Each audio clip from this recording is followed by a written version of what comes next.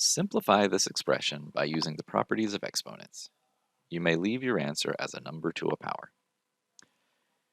So whenever you have a product of values raised to an exponent, there's a rule that says you can distribute that exponent to each item within the product. So a to the x times b to the x. If there are more things multiplied, you can keep raising to individual exponents. So this will be 3 to the fourth power times k to the fourth power. So I'm just distributing the 4. Next up, I can distribute the 7 to everything inside this parentheses and have 2 to the 7th times k to the third to the 7th. Now, I'm told that I can leave numbers to a power.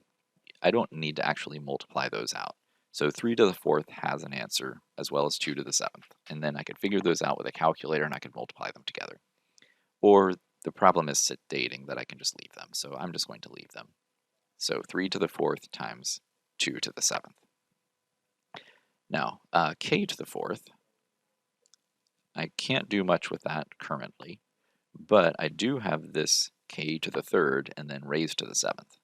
There's another rule of exponents that says if you have something raised to a power and raised to another power, you can simplify that through multiplication. So this would be a to the x times y.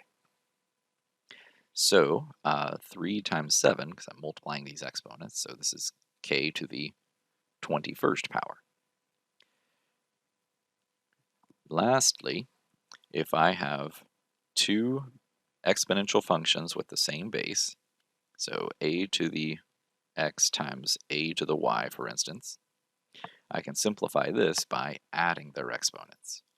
So a lot of different rules come together in many of these problems to get the simplest form. And as I said, you can leave this coefficient as is, or if you want to get an answer, you can just use your calculator and say 3 raised to the 4th power times 2 raised to the 7th, and you could type in that. So 10,368. And I'll leave that since we know what it is now, 10,368. But k to the 4th times k to the 21st is k to the 25th power because I add those values, those exponents together.